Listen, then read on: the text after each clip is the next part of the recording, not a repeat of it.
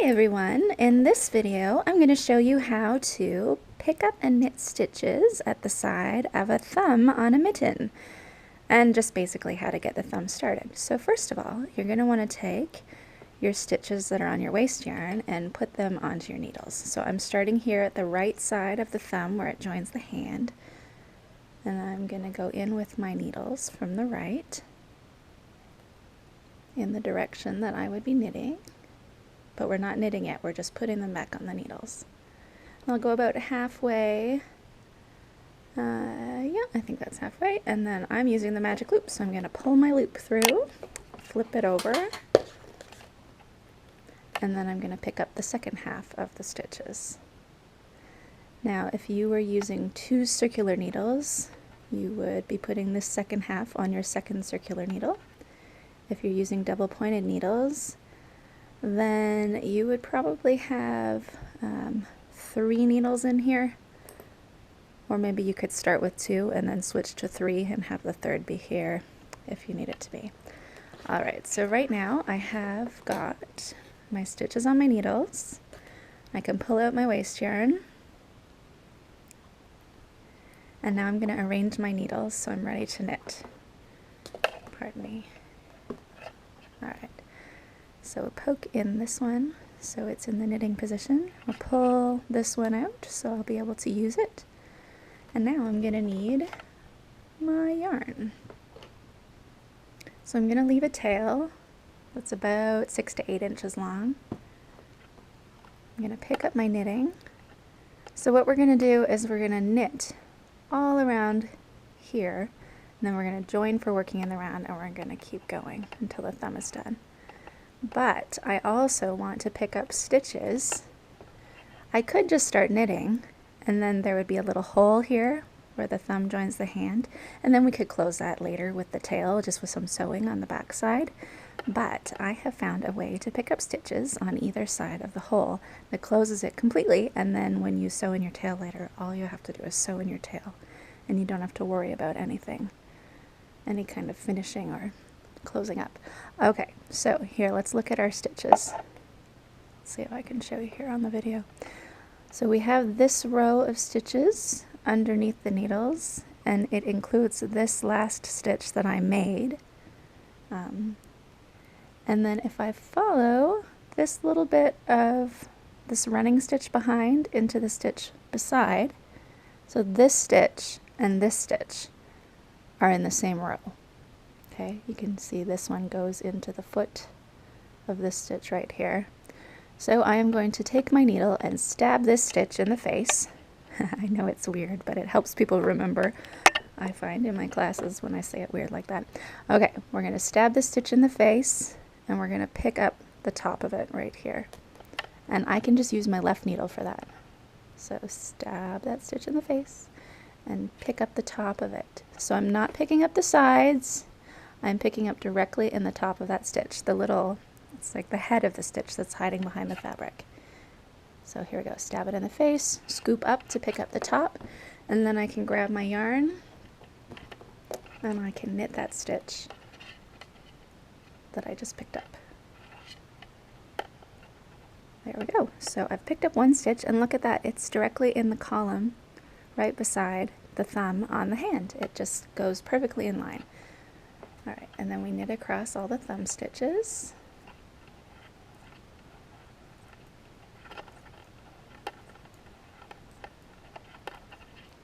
Okay, and then I need to rearrange my needles for my magic loop here.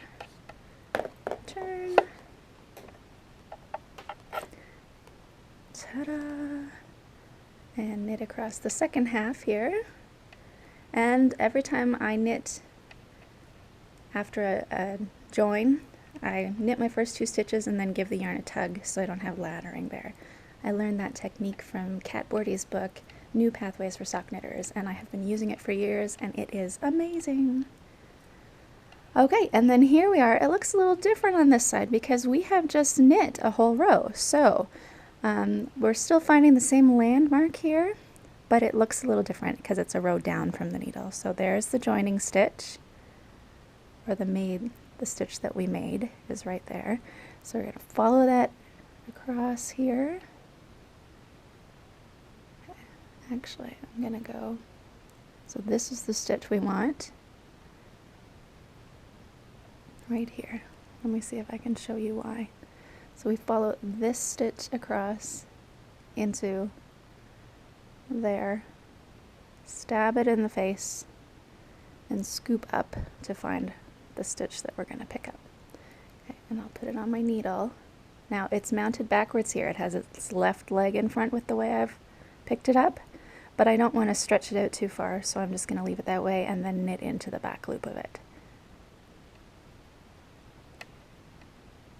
And there we go. So we've picked up one stitch on the hand on either side of the thumb, and now I have nothing special left to do.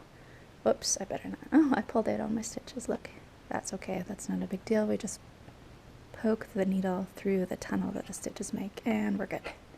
Okay, so I'm going to rearrange my magic loop, turn my mitten around. So now I'm back at the beginning of my round. I haven't joined it yet, but now I'm going to. And we're just going to move this tail out of the way for now. I can tuck it down into the thumb later. Okay, and now I'm just going to knit one round.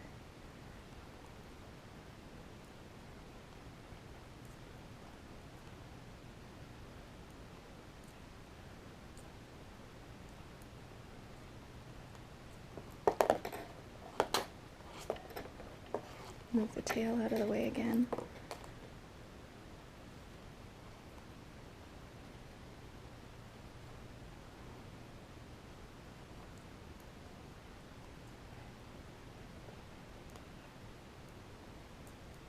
Okay, here we are at the end of the round. So the beginning and end of the round are always where the thumb joins the hand there. Okay, and then I can rotate my mitten. And now I have worked one picking up round, one normal round, and then here's where you get to make a decision. It is my thumb too thick because I just picked up those 2 extra stitches? And if the answer is yes, if you'd like to get it back down to the size that it was originally, then this is where I work a decrease round.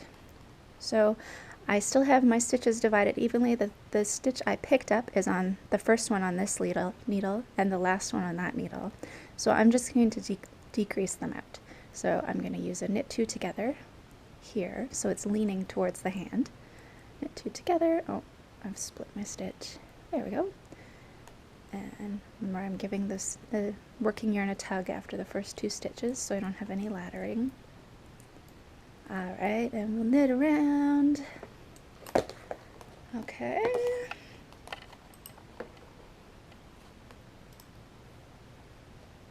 Here we go.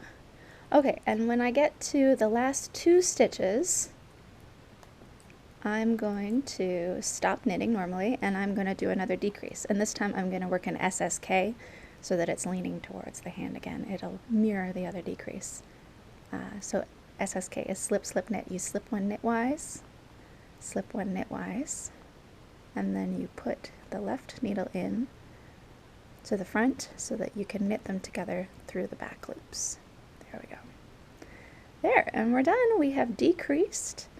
So now our thumb is back to the same size as it was before, and we're just going to keep knitting straight in a tube until it measures just shy of the end of my fingertip, and then we'll do the decrease at the end.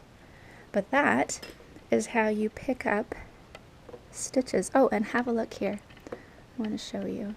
There's no holes. See? Oh, well, it's a little loose there. There you go. And of course, as I continue knitting, that will all tighten up because the rows will hold it all together. Here, I'll show you on a finished mitten what that looks like. This one is all done, and I have done nothing to close that hole other than picking up those 2 stitches like I just showed you. There, that's what it looks like. Looks pretty good, eh? So you can use this on any kind of thumb. It doesn't have to be this with the triangle gusset. It could be an afterthought thumb. Just do the same thing. Find the column of knit stitches directly to the side of the thumb and pick up the stitch at the top that joins the thumb on both sides. And then when you turn your mitten over, do it again. And this is how to pick up and knit stitches for a thumb.